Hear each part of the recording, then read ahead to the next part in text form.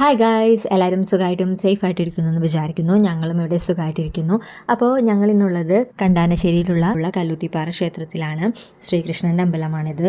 അപ്പോൾ ഇവിടെ മറ്റു പ്രതിഷ്ഠകളും ഉണ്ട് കേട്ടോ. അതായത് നാഗരാജാവ്, മുരുകൻ, ഗണപതി, ഭഗവതി, ഇതൊക്കെയാണ് മറ്റ് പ്രതിഷ്ഠകൾ. അപ്പം ഞങ്ങളവിടെ എത്തിയപ്പോൾ തന്നെ നട അടിച്ചിട്ടുണ്ടായിരുന്നു. അപ്പോൾ കുറച്ച് നേരം വെയിറ്റ് ആക്കി. അതിനുശേഷം നടയൊക്കെ തുറന്ന് പ്രാർത്ഥിച്ചു. നമുക്ക് പുഷ്പാഞ്ജലിയൊക്കെ നടന്നിട്ടുണ്ടായിരുന്നു, വഴിപാടൊക്കെ കിട്ടി. അതിനുശേഷം നമുക്ക് പാൽപ്പായസവും ശർക്കര പായസവും കിട്ടിയിട്ടുണ്ടായിരുന്നു. അത് അവിടെ വരുന്ന എല്ലാ ജനങ്ങൾക്കും കിട്ടുന്നതാട്ടോ. അപ്പോൾ ഞങ്ങൾ അതൊക്കെ കുടിച്ചു. അതിനുശേഷം ഈ ഒരു അമ്പലം വരുന്നത് പാറയുടെ നടുവിലായിട്ടാണ്. ഒട്ടുമിക്കർക്ക് ഈ ഒരു ക്ഷേത്രം അറിയാൻ സാധിക്കും, കാരണം റീൽസിലൊക്കെ ഒരുപാട് ഫേമസ് ആയിരുന്നു ഈ ഒരു ക്ഷേത്രം. കൃഷ്ണൻ്റെ കാൽപാദം പതിഞ്ഞ പാറ അങ്ങനെയൊക്കെ പറഞ്ഞിട്ട് ഫേമസ് ആയിരുന്നു. അപ്പോൾ ഈ പാറപ്പുറത്തൊക്കെ ഞങ്ങൾ കയറി കുറച്ച് നേരം ഇരുന്നു. പിന്നെ വൈബ് സ്ഥലമാണ്. നമ്മളൊരു രാവിലെയൊക്കെ ചെന്ന് കഴിഞ്ഞാൽ അടിപൊളിയാണ്.